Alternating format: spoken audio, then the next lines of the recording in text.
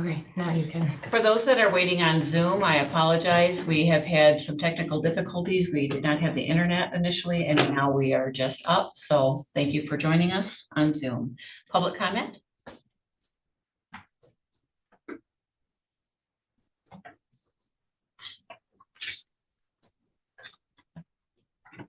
Good morning. William Houston, trustee for the Atlanta Senior Center. Back in 2020, a $1 million was passed for McCoa to provide services for seniors here in the county, including congregate meals. McCoa has stopped serving congregate meals at the Atlanta Senior Center starting October 1 of 25. That was based on financial constraints that they believe they had, plus ongoing issues with the senior center. McCoa also claims that it'll take approximately $134,000 to run the Atlanta Senior Center for 1 year. Our concerns, manyfold, but I'll just hit some. Last year's budget, they projected a deficit of $92,000. They actually came out with $6,000 to the good. That's a $98,000 error. This year, they projected revenues from the county tax revenues to be $535,000. From the county, I received information that it's $633,000, another $98,000 error. Their bank balances and their money market accounts, their average for the last 2 years is $338,000. They have the money. That's not the issue. The second part is that they believe there are circumstances and issues going on with the senior center. And basically what it comes down to is Denny and I asked too many questions. They voted at their last meeting to end all conversations, discussions, letters, etc., with Denny and I coming from the senior center. Our other concern, bottom line, is that they were given the money to provide the service. There's no service. Therefore, we want this board in April to direct the treasurer to write us a check for $134,000, and we'll do it. No questions asked. We can do it. Thank you. Thank you. Public comment?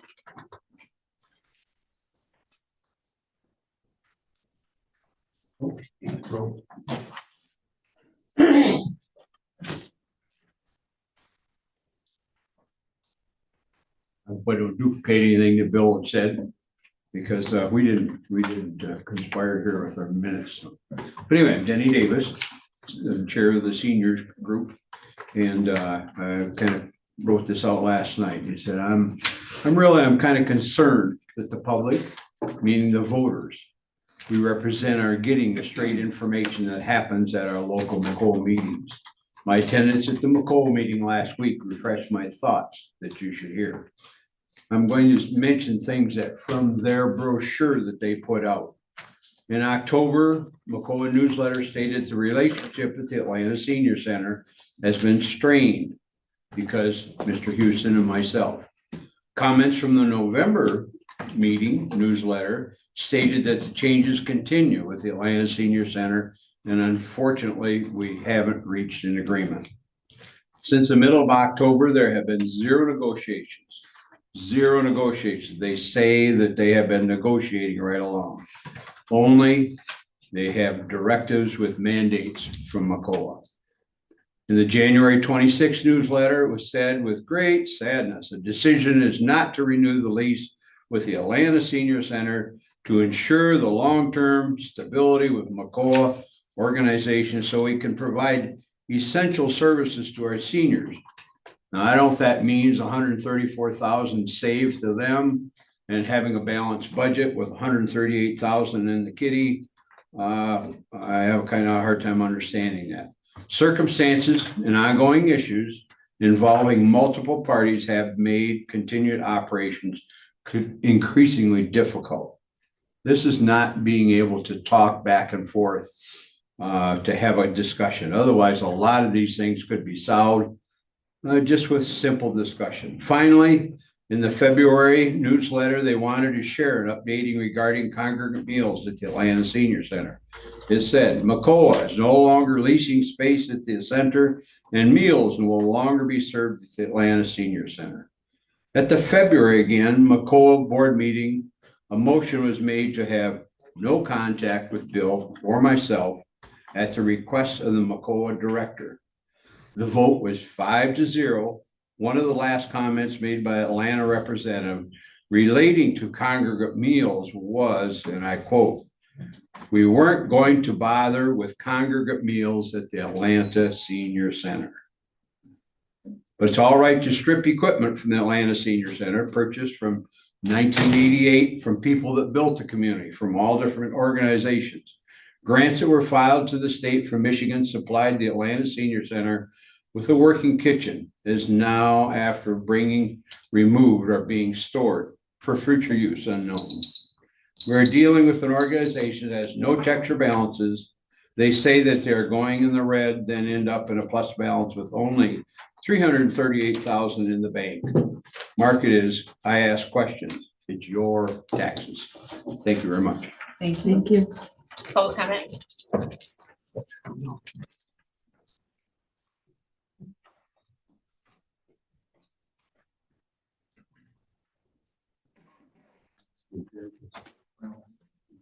Doug Morrison from Hillman. I'm here to talk about LaRose. She had 6 different meetings in Lewiston, meet the candidate, and I went to 4 of them. I thought she did a really good job speaking to the people from Lewiston, the people that she represented. She never one time in the 4 meetings that I was to throw anybody under the bus. She just explained what the board was working on, how they were working on it. I thought it was a really great thing that she did for the community of Lewiston. I feel sorry for the people in Lewiston because now they don't have a spokesperson for them. You know, the other concern I have is that who are you going to stick in to replace LaRose? I hope that April isn't the person to pick that person. You're out of order. No name. I'm not No voting. names. I just Okay, said in no, public no. comment, no names. All Please right. be respectful. Oh, that's fine. I hope that you guys pick the right person to take care of that. Because if you put the wrong person in to take care of that, I'm going to say that we're going to see a lot of 4-1 votes where we've always seen a 3-2 vote. No matter how many times I've been in this meetings, it's always been a 3-2 vote, no matter what we're talking about. I hope that we don't see that anymore. I hope that we can get somebody in there as good as she was. I don't think you guys realize the background that she had. I had many opportunities to sit down with her and talk about the company that she used to work for, leased tons of vehicles. She wanted to have a committee to talk about the leasing of the cop cars that you guys are going to buy cop cars. You know, when you first leased the first 2 cop cars, you said you were going to come back with a report to the community to say, hey, we saved this kind of money. We only had to fix the cars once or twice. Everything worked out good. Well, you know, we only went 1.5 years, never got to have that report brought to us. And now you're getting 5 more lease cars. I don't think that you're putting very much thought into this.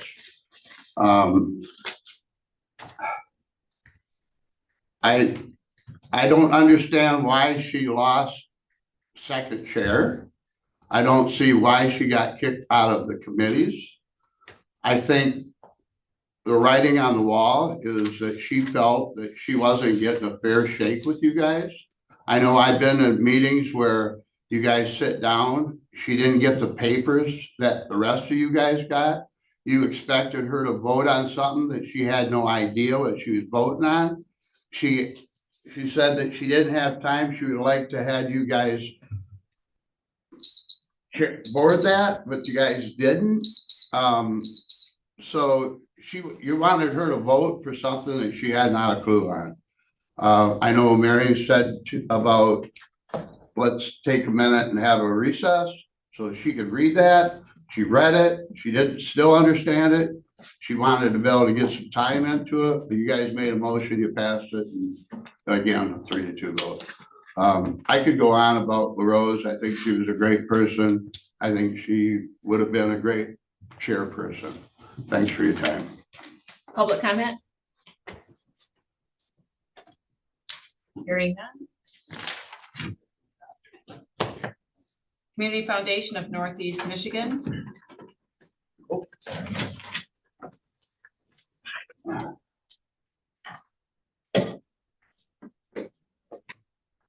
Good morning, Patrick Harity, Executive Director of the Community Foundation for Northeast Michigan.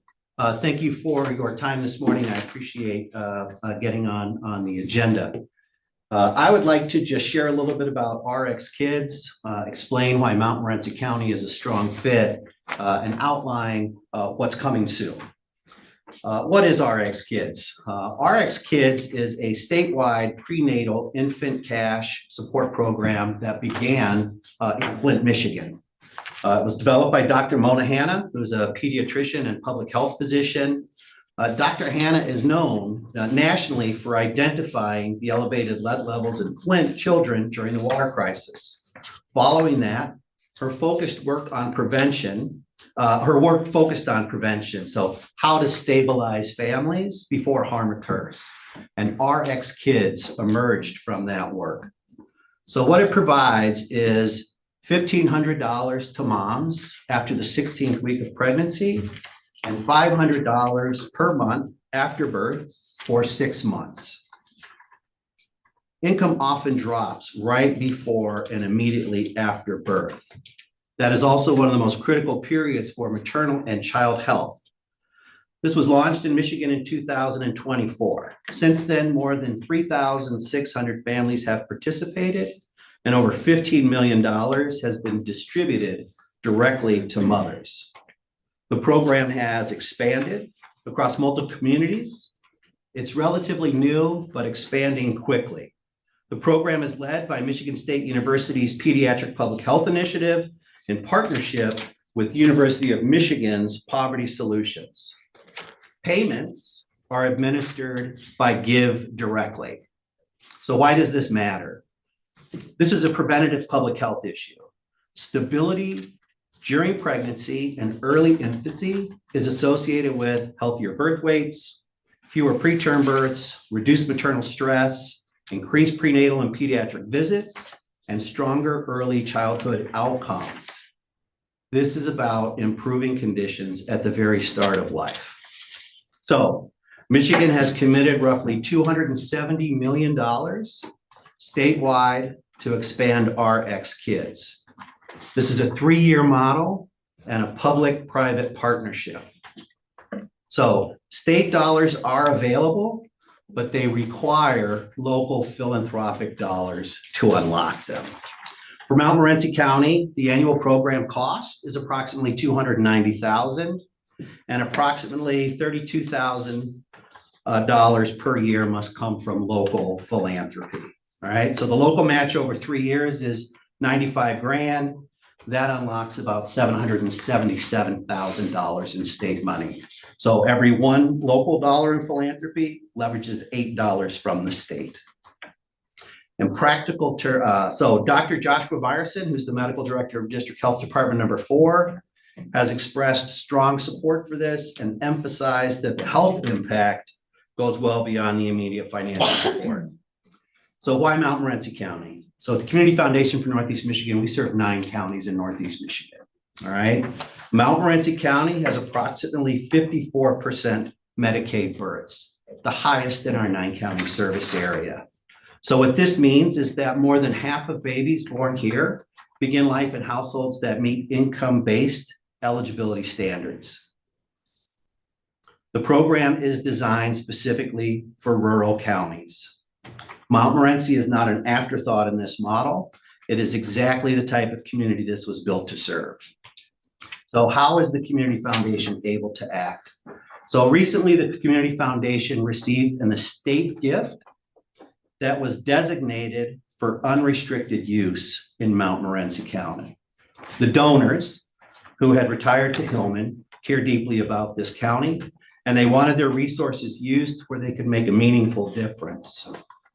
Most of our funds at the Community Foundation are restricted. You know, they're given for certain reasons. This gift is not, which allowed the board of the Community Foundation to move forward when this opportunity presented itself. So we have served this region for over 50 years.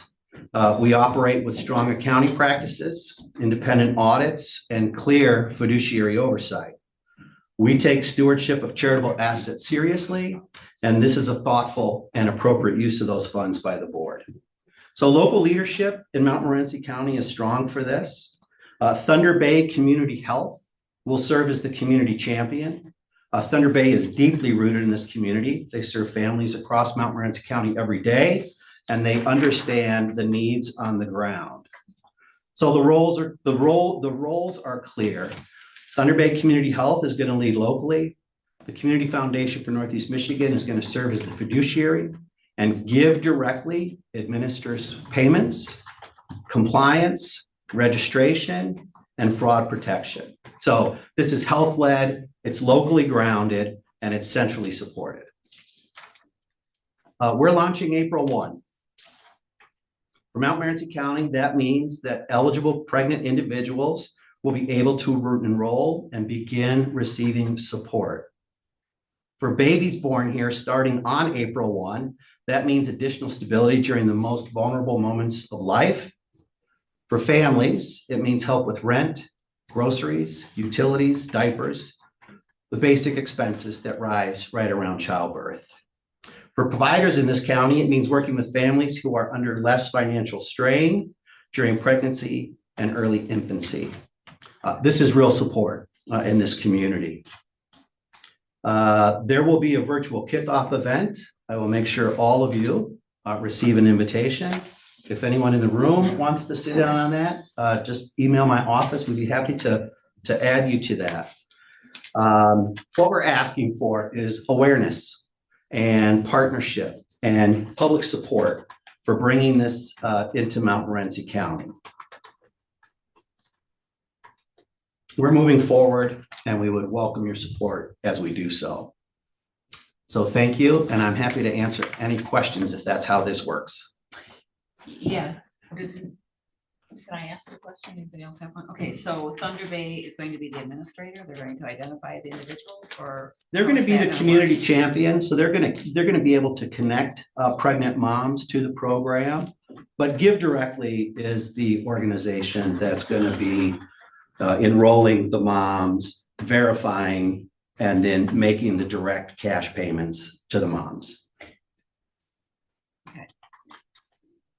So this has a okay, RX Kids.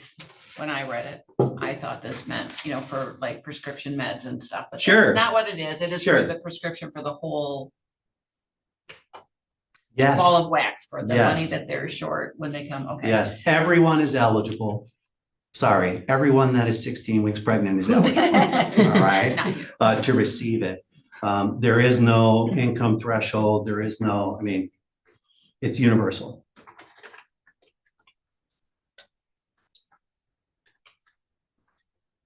And you said you have somebody that has funded it at this point? The Community Foundation for Northeast Michigan received a gift that's unrestricted for Montmorency County, which means the board of the Community Foundation gets to direct where those monies go. And that aligned at exactly the same time that the budget came out for this year. The $270 million is available. So the health outcomes are really important. In my tenure at the foundation, which is 10 years, I've never seen a 1-to-8 leverage or an 8-to-1 leverage match on state money. So it's significant. Most of that money from, you know, it's early, it's been a couple of years, but the early numbers have shown that most of that money is spent locally. So how long has it been going on? 2004 is when they launched Flint. Oh, Flint was the first community. It expanded into Battle Creek as a second community. There have been others that have joined. On January 1, I think they launched Detroit. And then, you know, we have a launch date of April 1. I think there's maybe 5 or 6 more communities that will come on in the next few months. So have we done more rural areas like our own? Yes. I mean, there are rural areas outside of Flint. No, I Yeah. understand, but. I'm Claire. looking. Claire has been done. And then on the website, they've updated the counties that have been impacted. I know they're looking at Roscommon. We've got about 4 counties in our service area that they would like to expand. Montmorency was the highest as far as the birth rate, so that was focus. And then we had an unrestricted gift, which means fundraising didn't have to happen, right? If I was looking to raise $300,000 here over the next year, we could do it, but it would be a bit of a lift. Well, you're really asking for is moral support. I want you guys to know about it. You know, I wasn't sure, this has kind of happened pretty quickly for us.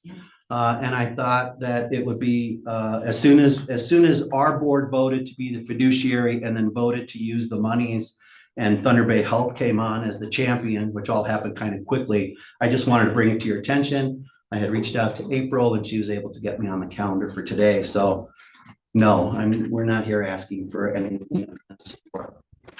Is there something? At this time, it's a 3-year program. Right, is there something at the end of the fiscal year that shows how many people have utilized it in Oh, our area by chance? absolutely. Are those things that you can provide to us? Absolutely. I mean, the data that comes out of it is pretty significant. I mean, I think, as I look at the birth rates, there's about 60 new babies born in Montmorency County on an annual basis. So I think over 3 years, it's going to help support 180 families. And then I think what happens after 3 years, all the data will go, this is meant to be policy. All right. This is meant to be public policy. So in 3 years, when the data comes back, we'll see what happens with the legislature around support. First state in the union to do this, and it's gaining national recognition. So for the county, what would we put it on our website to try to promote it, but what would be the best way just to put the information out there and have them reach out to the Community Foundation or reach out to Thunder Bay Community Health? Maybe like if you guys have a specific blurb you could give us? The great thing is that we're not the first community doing this, right? 36 families. So, I mean, this really has been well developed. We've got a kickoff meeting, we're learning a lot. We're going to get materials. So yes, if it's something you shared on your website or had QR codes in public spaces, Thunder Bay Community Health will do the same. District Health Department 4 will do the same. The great thing about this is word spreads quickly, right? This is good, right? So word will spread. I think we have a little work to do, maybe with some of the Amish community in Montmorency County about connecting them to the program, but we're confident we can navigate that. So we'll get all that information out. Thank you. Thanks. Patrick, just one thing. Can you spell your last name for me, please? Yes, HERAGHTY. I would have never got that one. It's the G. Yeah. Silence. Patrick, with this donation from Hillman, did that, since it was unrestricted, did it cover the entire 92,000? It did. Okay, It sure did. wow. Almost to the dollar. It's great when it works out that way. Mhm. Second, do you have brochures that we could help pass out in the community? Not yet. I mean, we have things that we share, and I'm happy to share that with you. But what we want to do is have Montmorency County specific collateral developed. So I think that would be the thing to share. Thank you. Yeah, my pleasure. Thank you very much. Thank you so much Thank for your you. time today. Can't wait to report in 3 years Yeah. or before. We won't wait that long. Yeah, give us the updates on the numbers. Would be Yes, great. thank you very much. Thank you. Department head reports, emergency management.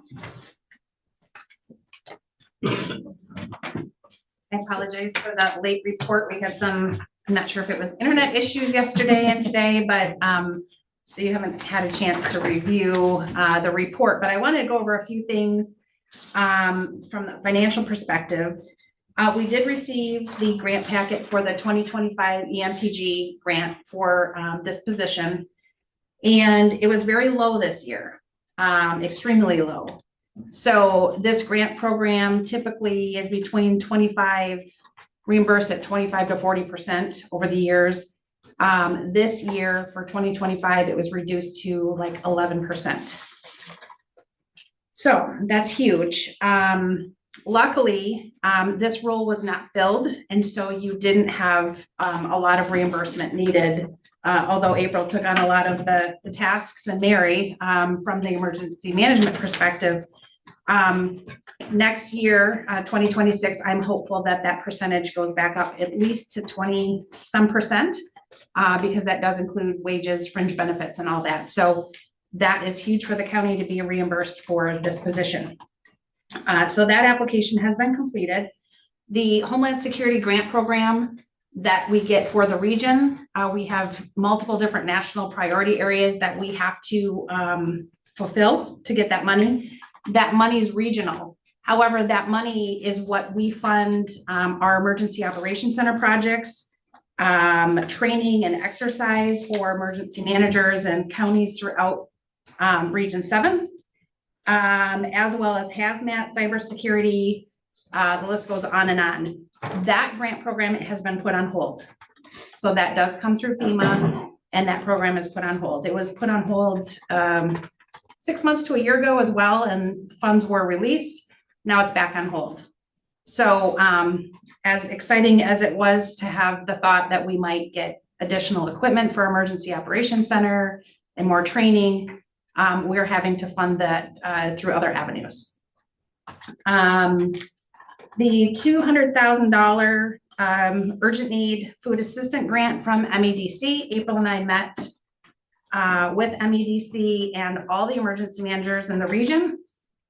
And a number of counties are participating in that. Few counties, I think, April, was it 2 counties that aren't participating at this time? I think we're at 2, yeah. So there could be 2 counties that will not be participating. So those monies will be equally divided between the 12 counties impacted by the ice storm. And that will be moving soon, because those monies, actually the receipts and whatnot have to be submitted back by the end of March. So that's going to be a quick turnaround. I know that last meeting, you had authorized April and I to proceed with the $25,000 mapping grant that's out there. April and I are going to get moving on that. The deadline is March 4th. And so that's something that has to be moving here yet this week. So we're working on that. Other than that, my report is there. If you have any questions, I want to thank the maintenance crew. There's 2 now because we have 1 maintenance guy leaving. But with Jimmy leaving, they have been hammering out projects for emergency management, and I am forever thankful, because the mini emergency operations center is almost fully functional. The communication boards are up and everything is aligning. So it's pretty exciting to have been here for only 6 months, and things are in order. So I do have a question about the Starlink. Mhm. So you said the Starlink is here. Yes. When is it going to be installed?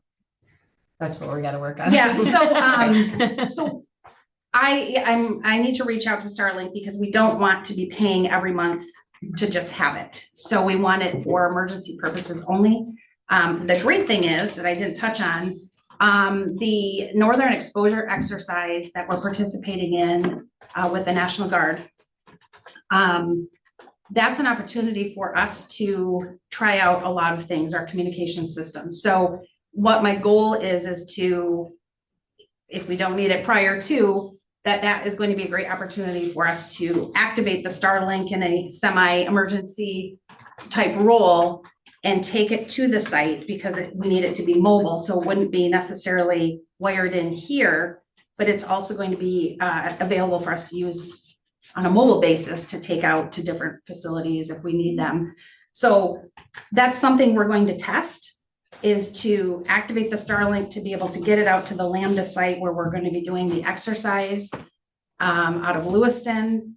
along with a whole bunch of other communication exercises that we'll be doing as part of that full-scale exercise. So that's not till June, but hopefully we'll have some things in place for Starlink before that. Thank you. I don't know if anybody heard the Starlink that we were able to get with the Home Depot rewards. So it didn't cost the county any money.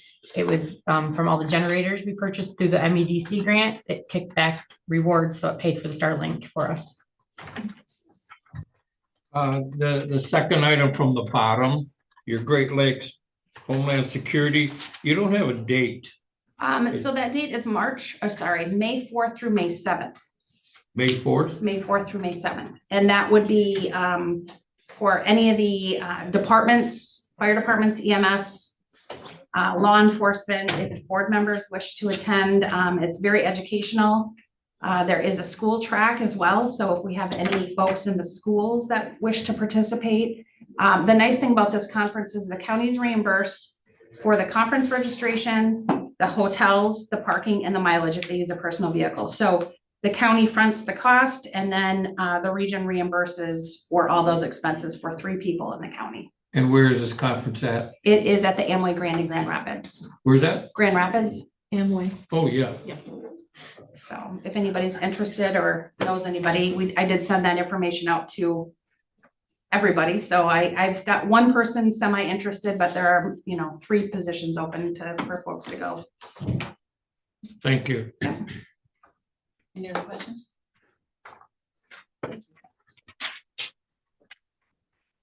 Committee reports, Bob? Landfill's kind of more of the same. The tonnage is down a little bit from previous years, but nothing unusual. And when I was talking about expanding our area for the injection well, it could come from anywhere, but likely wouldn't come from very far because the cost would be prohibitive to truck the waste up here where there's obviously sites closer than what we would. So it could go statewide, but it's not likely to ever happen just because of the cost of shipping it up here. When they ship that, I'm just thinking like those forever chemicals. I mean, what do we know that they're shipping to put in There there? are Do we know? limitations on what can be accepted. That's all in the permitting process that we have to go through, and that could take a year or more just to get the permitting process done. And But it's there all are certain monitored. things that aren't allowed in there is classified for some of the more harmless. But they're not taking anything super toxic and putting it down there. It's all just stuff that's allowable by permitting. So it's all monitored through the. Yeah, they know everything that's going down in there. There's nobody dumping stuff they don't know about in there.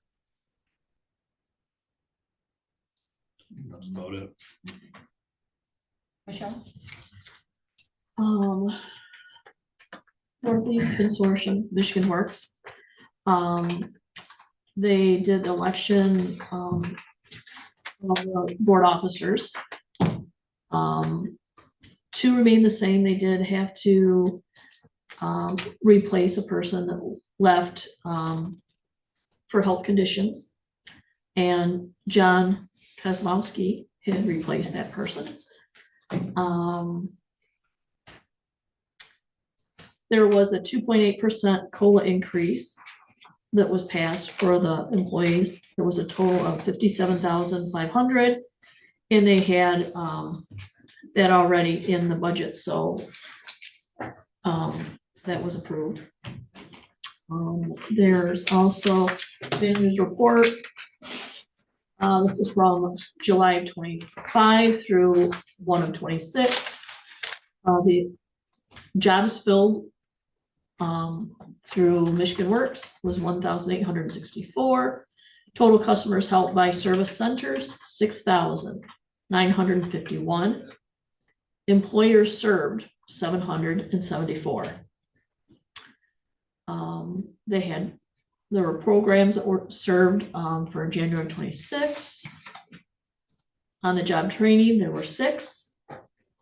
Credentials received, they had 25. I have permission. And I did attend the DHD4. What? On February 13th, I had a board meeting with Northeast Michigan Community Correction Service. This board meets every 2 months. Next one's going to be April 24th over Kirkland College in Gaylord. Some of the topics that we had talked about were pretrial reports, the adult crossroads, and some of our grant updates that we have to make adjustments to. Everyone's having a problem with grants. Seems like since the government shutdown, grant money has really slowed down or disappeared. One thing that came up in this meeting was the problem that we have in utilizing Alpena jail. And I thought our problems were unique just to this county, and they're not. One, there are other counties surrounding Alpena that utilize Alpena jail. And the problems that I heard our sheriff speak about were the exact same problems I was hearing from other counties. So this board is a good get together where we can get problems solved that all of us are having, that we'll be able to work with Alpena and get these ironed out. So it was a kind of a short meeting, 50 minutes. There was not a lot of attendance at this one, but then we've had some bad weather, and some of these people come from quite a distance away. So, but the other meeting I had was with Fed FPS finance meeting, and I've already given a report on that. Okay.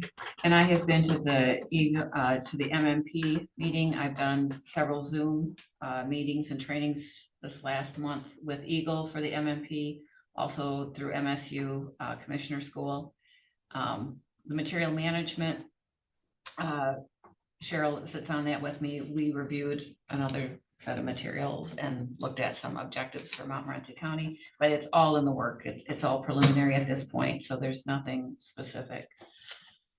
Today, the DHD4, Michelle and I sit on that one.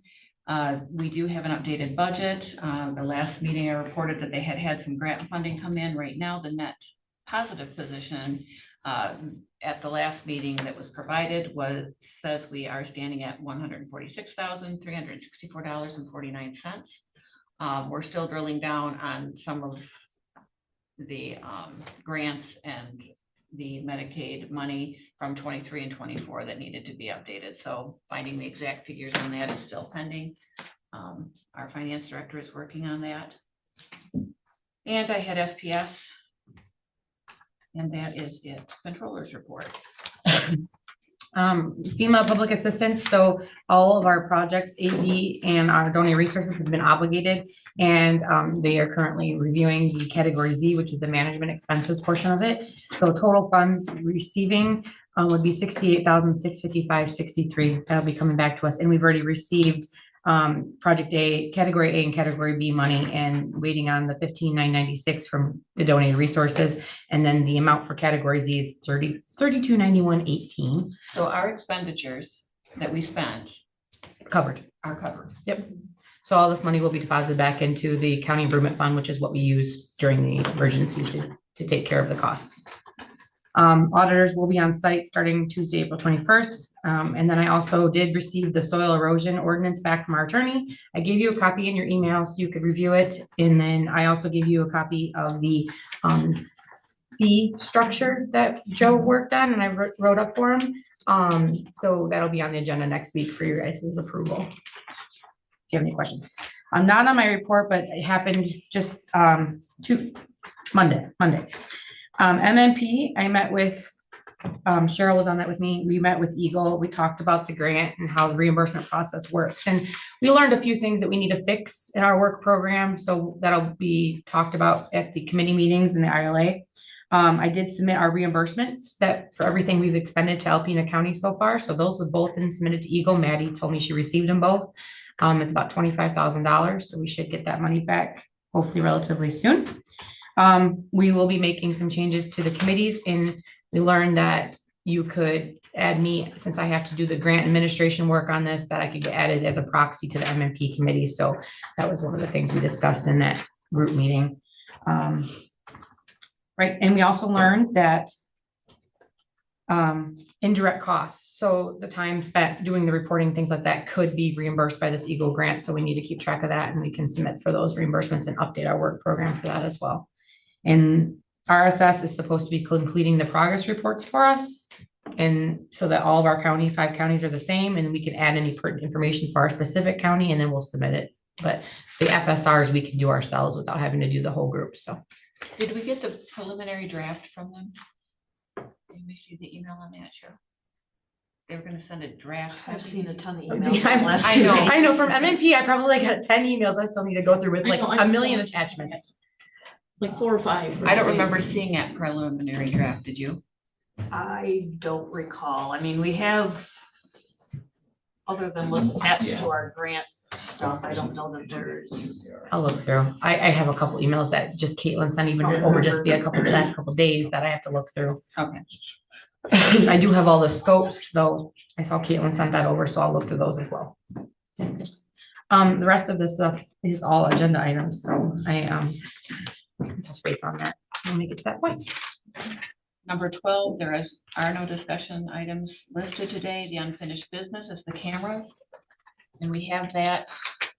Everybody should have the quotes on the cameras. Nope, you got that at finance. Oh, I got that at finance. Yeah, we talked about it at finance, and I was going to, so we had 4 quotes come in from, for the camera systems and the access door systems. And they walked through and did a quote here, and they did a walkthrough quote at the sheriff's department, and then provided everything. We had EPS, Up North Security, Control Solutions, and Common Angle. I did send everything over to Chad that he had for his side of it. He was reviewing them. He'll get back with me. But it looks like we're probably gonna go anywhere between EPS and Up North Security. EPS is who we currently have for our security system. Up North Security is a newer one. They just furnished Oscoda County's jail sheriff's department with all of their locks and camera systems. So, you know, they in the area, they're out of Rose City. So we're gonna compare them, Chad and I. So they're the most comparable. So him and I were gonna look through those more thoroughly and see which one we both like better before we decide which one we're gonna go with. We needed to happen a little quicker because Chad's having issues with the camera systems out at the sheriff's department and with the holding cells and things like that. We don't want to wait on those too long. So if the board is okay with him and I moving forward with the best quote here, and getting this taken care of here in the next couple of weeks, that'd be great. Do we want to have a limit up to Sure. what? So I'm looking at the totals here. So what? No, so I can submit this for a RAP grant reimbursement of 50%. So you only have to, we pay the full amount, but we could get reimbursed for half of it. I would say put the limit at $75,000. That would be the highest amount there. And we can go, that gives us 3 options to go through honestly and pick which one would be the better option. Okay, I'd make the motion to spend up to the 75,000 with the RAP grant availability for the camera and access door system to go with the best quote to be determined by the sheriff and the controller. Do I have support? I'll support. There's motion and support discussion. Any discussion on the? 75,000 full amount or the half that we would have to pay? The full amount. What we would have to pay is like Yeah. 37,000. We would pay it all up front and get reimbursed. So it takes a bit for the RAP grants to come back. Question, which one are you going for? No, we're just going up for the total. We're going to give them the bill, Okay, you know, all right. sheriff All right, good. and the controller to accept one of those grants Okay, thank you. up to. And this would come out of the county improvement fund.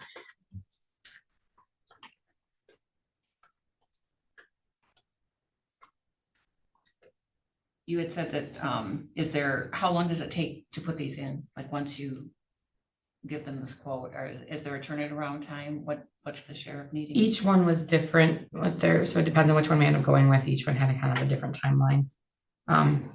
Up North Security, that was pretty much putting all new equipment in. EPS was utilizing a lot of our same equipment, so it could be a little quicker with EPS. But is it a relatively short turnaround time Yeah. for them? Yeah. Okay. What about for the grants? The grants, you have to submit the request to MIRMA. They review it in their committee and they only review like every certain quarter. And then you get notified and then they send you a check. So that takes a little bit of time, Okay. but I have to show proof of payment. Okay. April, what was I have EPS up north, Common Angle, and what was the other one? Control Solutions. This is camera and access system. It's not the alarm system. It's just the access doors. Any further discussion? Roll call, please. Peltier, Yes. Hamlin, Yes. DeBrent, Yes. Hardees. Yes.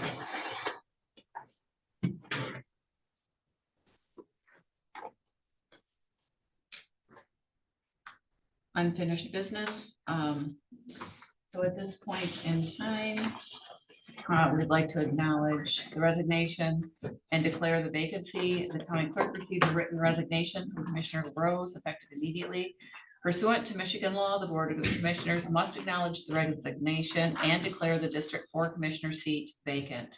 The remaining members of the board are responsible at that point for filling the vacancy by appointment. I would make the motion to acknowledge the resignation of Commissioner LaRose effective immediately and declare the District 4 Commissioner seat vacant. Do I have support? I'll second that. We have motion and support. Any discussion? All in favor, say yes. Yes. Opposed, no. All right. So, she was on several committees, quite a few committees. So until there's an appointment made, we need to fill that temporarily until we have somebody else in there. In front of you at the bottom of April's report, there are, The 911 is an alternate. Technically, that's Bob's committee. So you don't necessarily need to assign anybody to that as long as you can make those meetings until we get somebody reassigned. Well, it's the same way. Yeah. basically. I'm there, and there's no real need to assign somebody right away either. Okay, so we can wait on that one if we'd like to as well. And then local court management, that meets pretty much every October. So we don't need anybody to fill that Okay. correctly. So that helps you guys. The big ones are NEMCOG, the Northern Michigan County Association, and the ILA And I think she said NAMCOG went to quarterly. quarterly. yeah, but does anybody know, because we're coming up to March, so is March? the They first will be in quarter? April. I think They'd they're be in April April, meeting. okay. Actually, I wrote it down here. And how long do we anticipate taking to replace her with the interim? It should- You have to do it we'll probably do it the next meeting. Yeah, Yeah. we have to do it right away. We need more information on the process, how we're gonna decide. who- Yep, we will. May is that NEMCOG one. NEMCOG is May. We have to take, now that we have acknowledged it, it's public knowledge at this point, and now we will proceed. We'll talk about that in a minute. Can we just reassign these first? I wouldn't mind going on NEMCOG. Okay. Do you have a problem You're with gonna that? take them? Okay, I will do the ILA for the Materials Management Board, because like I said, we found out that she can be the proxy for the MMP, which is actually, we have another controller and another administrator on that MMP, and they recommended that I do that at the last MMP meeting anyway. So I will do the ILA, unless someone else is interested in that. Okay, I will do the ILA. What about the Michigan Northern Counties Association? I was on that before. I'll take that. That's the one that she just took on that we hadn't sent anybody to last year. And she wanted to be on that one. So I don't know if you really need to assign anybody to that one. That's a quarterly meeting too, isn't it? I think that one. No. I think that one is monthly. I think Lloyd said he was on that before. You were on that one? Yeah. You would do it? Yeah, No, that's the one that floats all over. That was Dell before you. Yeah, it was Dell. that's not the one that Geyer had that I took over. It might have been. And then Dell Yeah, took that one over. is monthly. It's a third Monday. Anyway, we didn't have anybody on it last year. When- Right, last year we didn't have. Okay. anyone on it. necessarily. When is that meeting? The third Monday, Oh, Monday. every third Monday at 9:45. Mondays are open for me. I can take that. Or we could just leave it open until we get the. Third Monday. Right. Yeah. So, that- so maybe, They want it or so not. we maybe don't need to do that. Like they said, we don't have to have a commissioner presence there. And if we do need to address this by the next meeting, hopefully Okay. we'll get. You're enough not a letters of voting intent. member on that one. That's why we stopped going to it Right, last we're year. not a voting member, Oh. so, okay. And you would say, and Michelle took NEMCOG? Yeah. Until that Do happens? you just want to wait on the county one until we get a If- reassignment? Yes, Okay. and if something happens, Bob, that you can't make that solid waste, or if something comes up with 911, you could just call April or somebody else can fill in. In the next couple of weeks, I don't foresee that. Yeah, issue, we but- just got the one tomorrow and then after that, 2 weeks after that, so they should have a Okay, new yeah, appointee and Fed figured out by then. Connie did email me yesterday asking for the new person. I told her we were gonna be filling it soon and reassigning, so I told her, let her know, I'll just let her know we're gonna hold off until we have. It won't affect your guys' quorum at all, will it, with not having a person? No. Okay. The issue with both of us from Montmorency weren't there, I think, but right. other than that, as long as there's one of us from there, I don't think it's a problem. Okay. So you need to make a motion to assign parties to the ILA, Hamlin to NEMCOG, and then assign me as your proxy to MP. I would make the motion to put myself in as the ILA Materials Management Board. We will leave vacant the Michigan Northern Counties Association until we have an assigned person, or hopefully the new commissioner. NEMCOG will be Michelle Hamlin. And solid waste and local management can wait until we have an assigned commissioner or an appointed commissioner. And that would take effect immediately. These committee assignments are temporary, subject to review from the new commissioner, because there might always be. I'll second that motion. The motion and second, any further discussion? No, All in favor, say yes. yes. Yes. Opposed? That would be the new assignment from the committees vacated from Commissioner LaRose.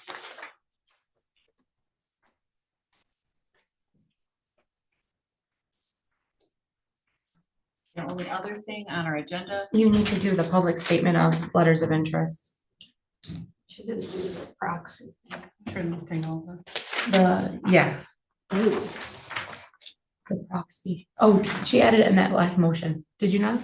I did for, oh, I'm sorry, for April, I'm sorry. You I didn't will put- amend that, Okay. and for April to be the proxy. for Or just make a MMP. separate motion for it. That's okay Okay, too. I'll make the motion for April to be the proxy for MMP.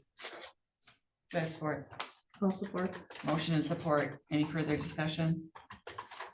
All in favor, say yes. Yes, Yes. Opposed?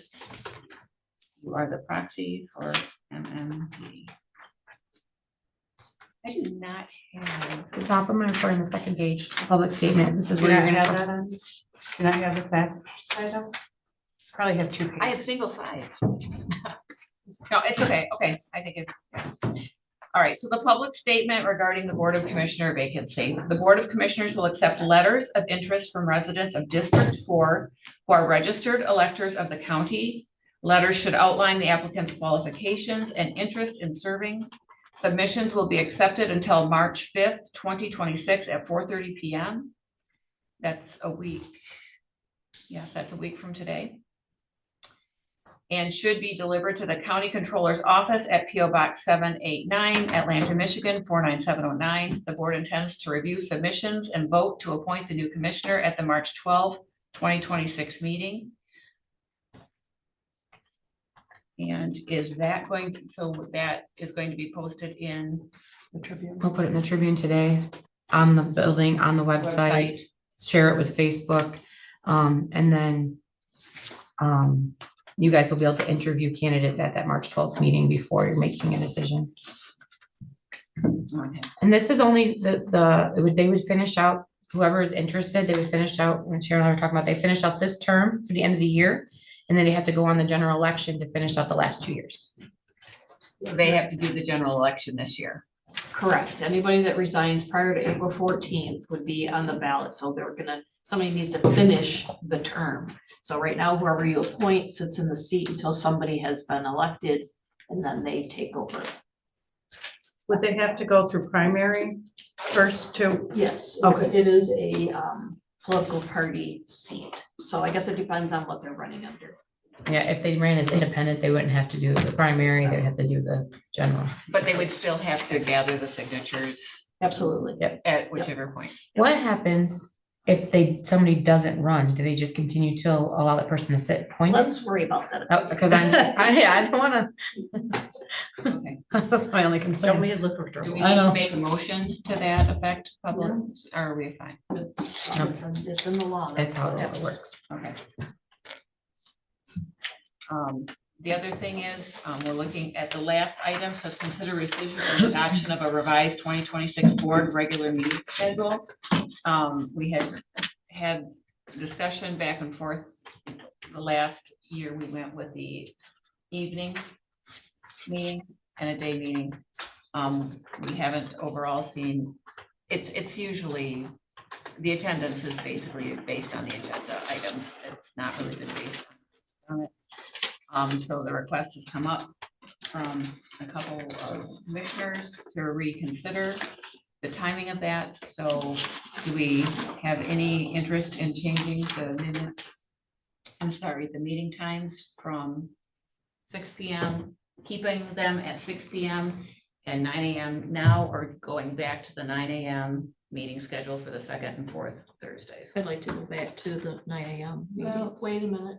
Okay, are you making a motion? I need a No. motion. Yeah, I'd like a motion. I thought you. You can't. The only persons who can rescind a motion of something previously adopted is a person that was on the prevailing side. Okay, so that would be, I'll support. you have to make the motion. I'll make that motion. So do we have support? What is the motion again, please? To rescind. That's the What was our motion. date That's the for the rescind meeting? motion. That would have been January. 8 would be the organizational, right? Yes. Yes. I move to rescind the prior 2026 regular meeting schedule and adopt a revised schedule, providing that the county board shall meet on the second and fourth Thursday of each month at 9 a.m. effective March 12, 2026.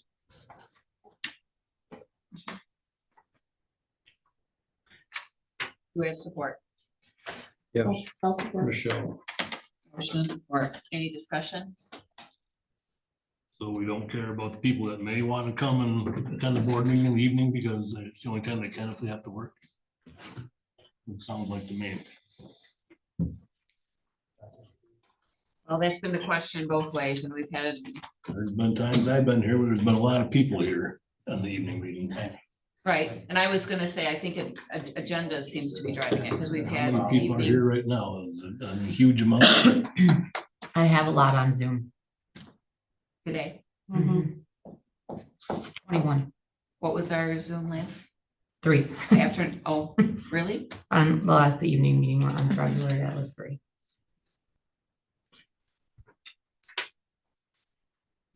Any other concerns? It would be a convenience for me in the other boards that I meet with. The mental health board meets at 3 o'clock. And there are times when we have run past 5. And getting here for our BOC meeting at 6 has been hard, very hard. It's quite a distance from Alpena to Atlanta. And if our meetings run over 15 minutes, that time of day is when it's rush hour traffic. And it's extremely hard to be here on time for our Board of Commissioners meeting for me. 9 a.m. would Not as be, convenient for you, but it's supposed to be about the voters and I'm sorry, I didn't hear you. might not be convenient for you and that's too bad, but I think it's more about the constituents that it should be the option open for them if they have to work during the day and be able to attend the meeting if they want to. Any other? Let's do a roll call, please, Cheryl.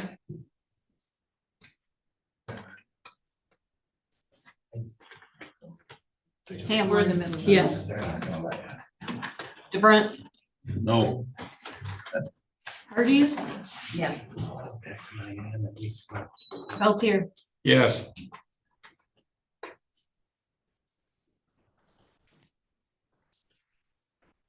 So the meeting will be changed to 9, the second and fourth Thursdays.